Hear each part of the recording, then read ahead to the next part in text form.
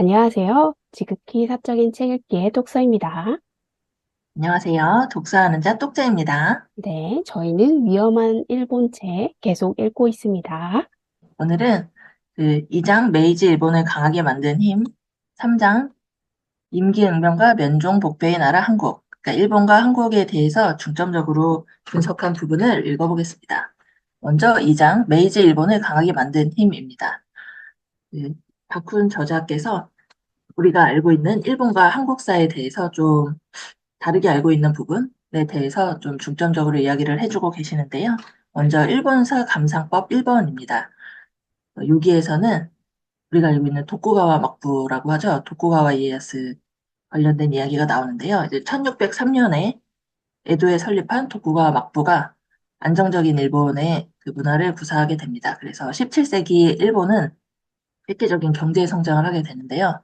은혜 채굴을 함으로써 국제 무역의 결제 수단이 늘어나고 국가의 부가 늘어나서 교역에 유리한 그 입장을 점하게 됩니다.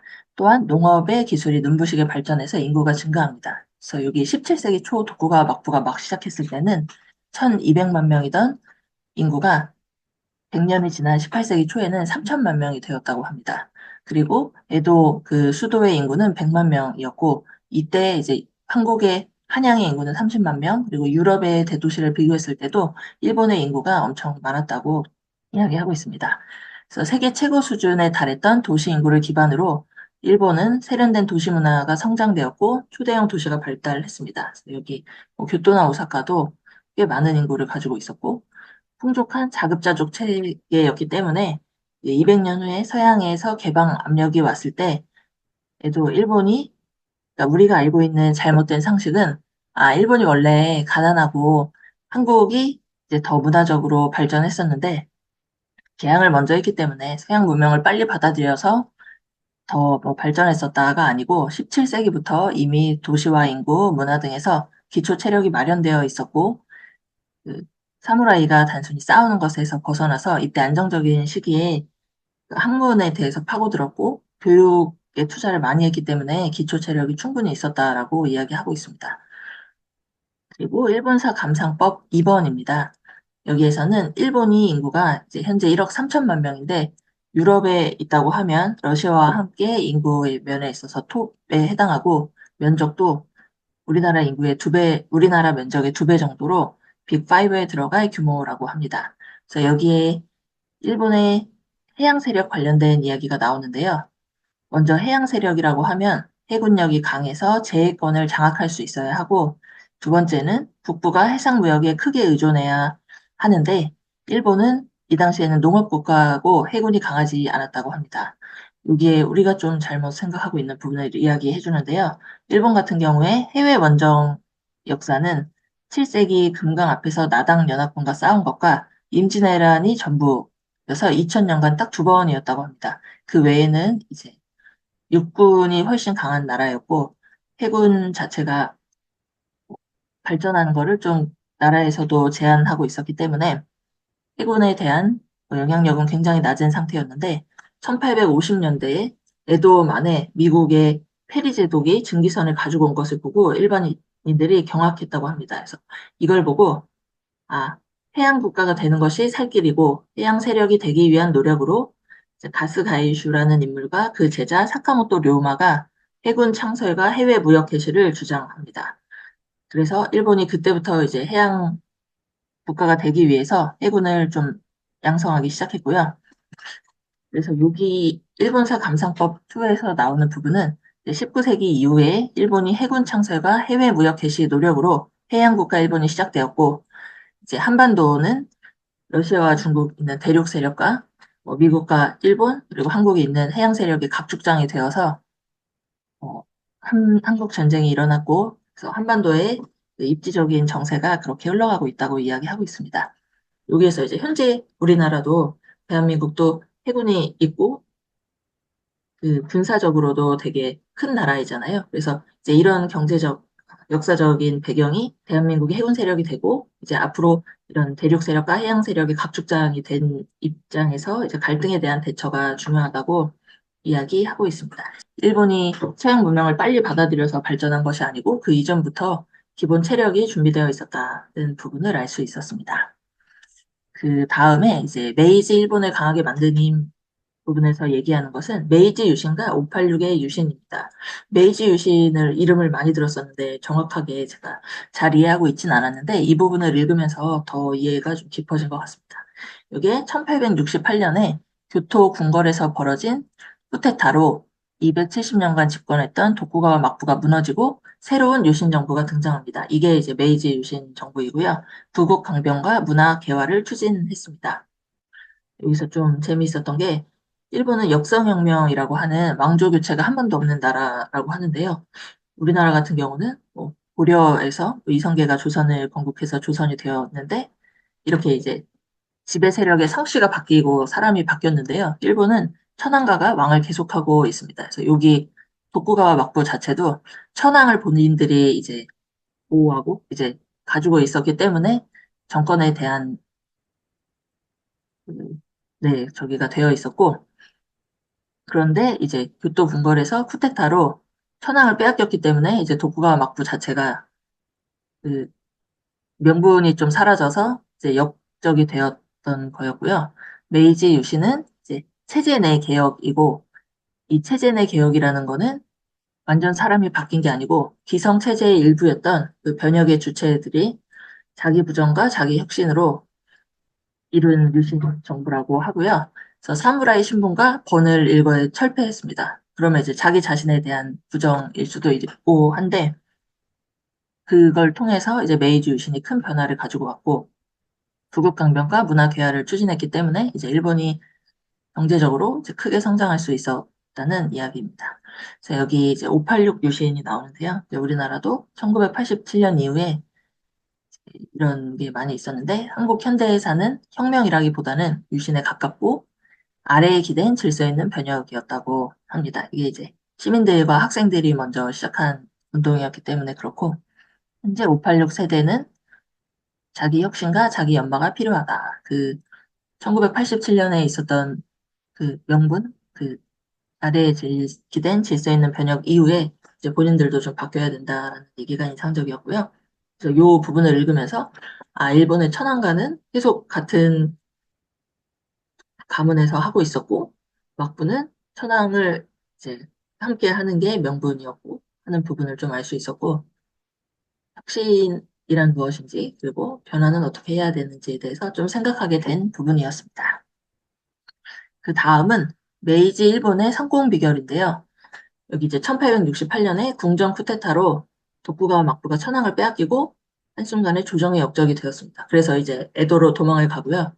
그 천황군이 명분을 가지고 에도로 이제 독구가와 막부를 공격하러 왔는데요. 그 총 공격 하루 전에 이제 협의가 있어서 에도에 있던 시민들이나 이제 유혈 사태를 막을 수 있었다고 합니다. 여기에 막부 해군의 총사령관이었던 에노모토가 대항을 했는데 이제 대항을 하다가 끝에는 항복을 하게 됩니다. 그러면 보통 패장 같은 경우에는 이제 처형하는 게 일반적인 상식이었는데 천안군 사령관이었던 그 담당자가 에노모토를 구명해서 에노모토가 메이지 정부의 요직을 두루 받고 그 메이지 유신에 좀 기여를 했다는 내용입니다. 그래서 이 에노모토라는 분이 네덜란드에 넘어가서 해군에 대한 정보를 많이 알고 있고 그 전문가였다고 합니다. 그래서 메이지 시대 일본을 강하게 만든 힘 중 하나는 그 자기들과 이념이 다르다고 내치거나 하지 않고 그 국민 통합을 통해서 막부의 유신들을 폭넓게 등용하고 메이지 정부에서 활용할 수 있도록 해서 메이지 정부가 더 발전했다고 되어 있습니다. 그래서 어, 그 메이지 일본의 성공 비결 자체가 이념과 사상을 이유로 배척하기보다는 능력을 우선시하는 문화였기 때문에 더 성공을 한 게 아닌가 내용이 나와 있고요. 여기 인재는 되게 방황하는 사람들 속에 섞여 있다. 이 부분이 조금 재미있었습니다. 보통 수능하는 것보다는 반항하면서 이제 다른 방법을 제시하고 다른 걸 시도하는 사람이 이제 변화를 가져올 수 있다. 하는 부분이 인상적이었습니다. 여기까지가 2장 이제 메이지 일본을 강하게 만든 힘이고요. 다음은 이제 3장 한국사 부분입니다. 한국은 임기응변과 면종복배의 나라고 저자가 제목을 지어서 설명을 하고 있습니다. 먼저 한국사 감상법인데요. 여기 내용에서 제가 좀 인상적이었던 부문 자체를 아예 가지고 와서 한번 읽어보도록 하겠습니다. 한국의 역사는 중국처럼 수천 년간 지역의 패자로 문명의 센터로 지내온 역사도 아니고 일본처럼 저 멀리 바다 한가운데서 지정학적 행운을 즐기며 자폐적으로 살아온 경우도 아니다. 고투의 역사에 대해 적절한 말인지는 모르겠으나 지적으로 이만큼 흥미를 자극하는 역사도 드물 것이다. 독특한 조건 속에서 분투해온 한국사의 경험은 역사에서 지혜를 구하려고 하는 많은 사람들에게 커다란 교훈과 영감을 줄 것이다. 이 부분에서 이제 저자가 한국사를 바라보는 이제 한국인들의 시선이 보통 위대한 고대 제국서라 당군서라에 기대서 한국은 역사가 유수하고 되게 발전한 나라라고 판단하거나 아니면 한국은 중국의 뭐 조공을 계속 바쳤고 하는 이제 자기 폄하를 가지고 있는 두 가지로 나누어져 있다고 하는데요. 이렇게 이제 어느 한쪽으로 치우치기보다는 한국사 자체가 이제 제일 잘난 것은 아니지만 뭐 중국처럼 지역의 패자나 문명의 센터는 아니었지만 계속 뭐 일본이나 중국 사이에서 역사적으로 다툼? 뭐 저희가 그 사이에 있었지만 끈질기고 당당하게 잘 살아온 한국사를 이제 객관적으로 알고 한국에 대해서 이해하자라고 하면서 이제 뒤에 이야기를 풀어나가고 있습니다. 다음은 이제 세종대왕의 문명적 주체 만들기에 대한 내용이 나오는데요. 광화문에 가면 이제 이순신 장군과 세종대왕이 있는데 그 두 분이 계시는 이유가 이제 이순신 장군은 임진왜란에서 이제 조선을 구했고 세종대왕의 경우에는 한글 창제를 통해서 이제 민족의 문자를 만들었기 때문에 이제 두 분이 역사적인 인물이시고 이제 지폐에도 나와 있는 걸로 되어 있는데요. 이제 세종대왕이 하셨던 업적을 이야기하면서 그 중국의 역법을 소화해서 칠정산이라는 천문 계산서를 편찬하고 자동 물시계와 해시계를 만들고 악을 제정함으로써 문화에 이바지하셨고 세종대왕이 이제 한글 창제에 대한 부분을 보통 우리가 나란 말씀이 네, 등기에 달아 해서 이제 일반 시민, 서민들을 위해서 이제 쓸 수 있는 민족의 문자를 만들었다고 알고 있는데 그거 목적에 더해서 이제 한자가 들어온 이후로 계속 좀 바뀌었기 때문에 그 한자 자체를 더 정확하게 읽기 위한 발음 기호를 만들려는 동기도 있었다고 설명을 하고 있습니다. 그리고 세종대왕의 최대 목표가 조선을 중국과 다른 이제 민족적인 조선적인 나라로 만드는 것보다는 중국의 뭐 먼저 발전한 문명이나 뭐 천문 정보나를 가지고 와서 그 문명의 힘을 통해서 힘 있는 조선으로 만드는 것이 목적이었고 세종대왕께서 이제 주변 정세를 파악해서 세계의 중심이 뭐 중국이고 거기 문명이 제일 발달했으니까 거기를 잘 가지고 와서 따라잡아서 총력을 다해서 이제 조선 땅에서 발전시키고 문명국을 실현하기 위해서 노력했기 때문에 이제 위대한 인물이시라는 내용이 좀 인상적이었고요. 그 민족적 독자성이라는 것 자체가 내가 먼저 힘이 있어야 이룰 수 있는 거기 때문에 우리가 앞으로도 이제 열린 마음으로 세계 수준의 문명을 받아들이고 거기에서 응용해서 이제 새로운 문명을 탄생시킬 수 있도록 체력을 확보하는 것이 필요하다라는 내용이었습니다. 다음은 이제 조선 식민지화의 세계사적 특수성인데요. 이 부분에 대한 분석이 조금 흥미로웠습니다. 그냥 생각하기에는 그때 이제 조선 말기에 뭐 흥선대원군 고종 시기에 우리가 일본의 네, 식민지가 될 때 좀 이야기를 배우는데요. 여기에서 이제 조선 식민지가 좀 특수한 이유, 우리가 그렇게 더 일본에 대해서 반감을 가지고 있는 이유에 대해서 분석을 하시는데요. 먼저 이제 세 가지로 나누어져 있고, 첫 번째는 같은 문화권의 이웃나라가 식민지를 한 것이 좀 특수하다고 설명을 하고 계십니다. 보통 우리가 아는 식민지는 유럽 국가가 뭐 영국이 인도를 식민 지배했거나 뭐 라틴 아메리카에 있는 국가거나 해서 아예 문화권이 다른 나라에 들어갔었는데요.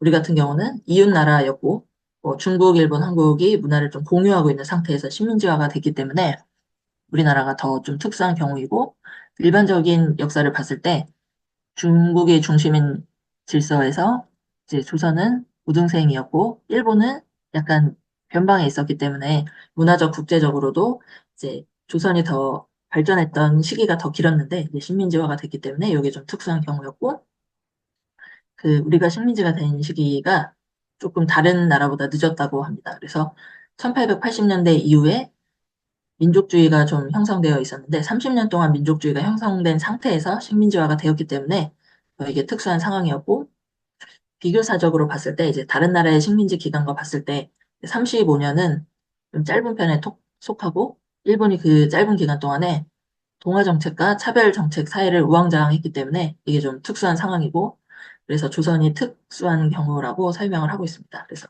여기 결론에서 저자가 얘기하는 부분이 식민 지배 국가가 되게 많은데 그중에 한국만큼 센 나라는 없기 때문에 그러니까 우리나라 국력이 그만큼 많이 올라왔고 그 여기서 예시로 나오는 게 대만에 대한 내용인데 이 저자가 일본 유학을 갔을 때 대만에서 온 친구가 있어서 식민 지배를 받은 이제 같은 입장이기 때문에 일본에 대해서 좀 이야기를 했는데 대만 친구는 그 식민 지배에 대한 반발심이라고 해야 하나? 그게 좀 적은 걸 보고 이제 이런 분석을 하게 된 내용이 나오거든요. 그래서 한국의 이 식민지배 경험을 냉정하게 객관화해서 이제 앞으로 식민지 문제의 세계사적 의미와 정체를 밝혀야 하는 책임이 이제 한국에 있다고 이야기를 하고 계십니다. 그 다음은 이제 면종복배를 헌법 전문에 넣자인데요. 면종복배는 이제 여기 예로 나오는 게 앞에서는 순종하는 척하지만 뒤에서는 이제 저항하는 것을 이야기하는 거고요. 내용이 이제 한국이 수많은 침략과 간섭을 겪으면서도 끝내 살아남고 끝내 유수의 문명 사회를 꾸준히 유지해온 힘은 무엇일까를 이제 생각하다가 이분이 이제 박훈 저자께서 생각한 게 두 가지가 있는데 먼저 한국인의 임기응변입니다. 일본 친구들을 봤을 때, 왜 한국인은 아무 계획 없이 행동하는데 이런 게 이루어지나? 라고 생각을 했는데, 이제 한 달 후에 잘 이루어지는 그 임기응변을 보고, 아, 그렇구나. 그래서 한국인의 임기응변 능력은 엔터테인먼트나 IT 산업에 효과적일 거라고 합니다. 그래서 일본은 좀 매뉴얼적인 것에 강한데, 이런 임기응변이 부족한 거에 비해서 한국인의 임기응변이 강한 게 장점이라고 하고 있습니다. 그리고 면종복배 자체는 비타협적인 저항과 투쟁이라는 민족주의적 서사로 설명할 수 있다고 하는데요. 여기 예시로 나오는 게 이제 청나라 시대 겉으로는 순종하는 척했지만 뒤에서는 명나라를 추앙하는 제사를 지냈고 일제 시대에 앞에서는 협조하는 척했는데 한국인들 속으로는 천만의 말씀 만만의 콩떡 니들이 하고 싶은 대로 하진 않을 거야 하고 다르게 행동했기 때문에 일본 사람들이 한국인은 이제 겉에 있는 모습으로는 판단할 수 없다라고 했다고 합니다. 그래서 면종복배는 생존과 번영을 위한 혹은 힘만 믿고 까부는 강자를 엿먹이는 고도의 정치적 태도이고 이게 한국 사회에서 중요한 특징이라고 보고 있습니다. 요 뒤에 이제 저자가 한국의 혁명에 대한 이야기를 하는데요. 이제 한국은 혁명이라고 부를 만한 사건이 특별히 없었는데 혁명적으로 변화한 이유가 무엇일까라고 고민하던 차에 일본의 어떤 학자께서 얘기한 빅 라피드 체인지라고 거대하고 급속한 변혁. 그래서 이게 한국이 혁명이라는 특별한 역사적인 사건은 없었지만 큰고 이제 급속한 변혁을 통해서 문화적으로 발전했다라고 하면서 한국의 정체성을 드러내는 매력적인 근대사 내러티브가 만들어지기를 기대한다라고 하면서 이제 일본과 한국의 분석을 마치고 있습니다. 여기까지가 제가 정리한 내용이고요. 똑사님은 어떻게 읽으셨는지 말씀해 주세요. 네. 저는 그 일본에 대해서 우리가 갖고 있었던 편견이 많았구나라는 걸 다시 한번 느꼈어요. 저도 그 당시 동아시아의 패권을 가졌던 어, 중국의 문물을 우리나라를 통해서 일본으로 전해졌기 때문에 문화적으로나 뭐 국제적으로나 우리나라가 일본보다 더 우세할 거라고 배웠던 것 같아요. 그리고 그렇게 알고 있었고, 이렇게 주, 주체적으로, 자체적으로 일본이 내부적으로 이렇게 성장했을 거라고는 생각하지 못했는데, 이게 인구 면에서 보면은 17세기에서 18세기에 인구가 2.5배나 많아지더라고요. 그리고 그 당시에 이제 일본을 방문했던 조선 통신사들이 하나같이 물자와 많은 인구에 다들 놀랐다고 얘기를 하고, 실제로 우리나라 조선은 그 당시에 1300만 명이었는데 일본은 3천만 명 정도 됐거든요. 두 배가 넘잖아요. 정말 인구 규모 면에서 봐도 이때 일본은 훨씬 잘 살았구나, 우리나라보다. 그런 걸 알 수 있었고, 우리가 잘못 알고 있었구나. 일본이 후진적인 나라가 아니었는데, 그렇게 배우거나 아니면 그런 편견을 갖고 있었던 것 같다라는 생각이 확실히 들었고요. 그리고 메이지 유신에 대해서는 이제 좀 많이 놀랬던 게 역성 혁명이 아니었다는 거. 그래서 유신이라는 말이 붙었다는 거. 거의 대부분의 나라는 그 왕권을 교체를 하잖아요. 새로운 사람으로. 근데 일본은 그런 건 아니었다는 거. 그 천황이라는 사람을 데리고 있고 그 사람을 모신 막부, 쇼군이 그 정치적으로는 뭐라 그럴까요? 정치 군사 쪽으로 지휘자가 되는 거고, 그 최고봉에는 천황이 있는 거죠. 천황이 바뀌지 않았기 때문에 혁명은 아니다라고 하는 부분을, 그때서야, 유신이라는 말이 그래서 붙었구나라는 걸 알게 되었고요. 그리고 이 유신이 일어났을 때 질서 있게 진행되었다라는 부분이 되게 놀라웠어요. 어떻게 그럴 수 있지? 되게 신기하더라고요. 이렇게 타협과 그리고 화합이 일어날 수 있다라는 게, 놀라웠어요. 그 부분이, 정말 신기한 나라다라는 생각이 들었고, 이러한데, 그러니까 역성혁명도 없고, 자체적으로 이렇게 받아들이는 다른 전혀 자기와 다른 세력을 이렇게 받아들여서 화합을 하는 걸 보면서 어떻게 이들이 2차 대전에서 다른 나라를 침입할 수 있었을까라는 게 좀 이해가 잘 안 되더라고요. 근데 여기에서 이런 말이 나오더라고요. 이 통합은 자기 동족 간의 통합이지 오히려 이런 사, 어, 그 살상을 해외에서는 권장했다는 말이 나와요. 이 내부에 감춰져 있었던 이 잔인성은 해외에서 마음껏 발휘하고 내부에서는 화합을 도모했다라는 부분이 정말 신기한 것 같아요. 음, 그리고 3장에서는 요거는 저는 용어 자체가 부정적인 단어라 잘 받아들이지 못하겠더라고요. 면종복배를 헌법 전문에 넣자라는 거는 그 면종복배의 외교서를 우리나라가 예전부터 가지고 있었다. 그거를 긍정적인 면을 말씀을 하셨는데 우선 면종복배라는 말 자체가 부정적인 이미지를 갖고 있어서 표리부동한 거잖아요. 아무튼 얼굴에서는 따르는데 내 뱃속에서는 배반의 감정을 들고 있는 거잖아요. 근데 이거를 헌법 전문에 넣자라는 말 자체가 우리나라의 국민들이 배신감, 배반하는 그런 족속이라는 것처럼 느껴져가지고 이 부분은 조금 다른 용어를 더 쓸 수 있었으면 좋았겠다라는 생각은 들긴 들더라고요. 네, 저도 똑서님의 이야기에 동의하고 네, 재미있게 읽었습니다. 네, 오늘 여기까지 할까요? 네.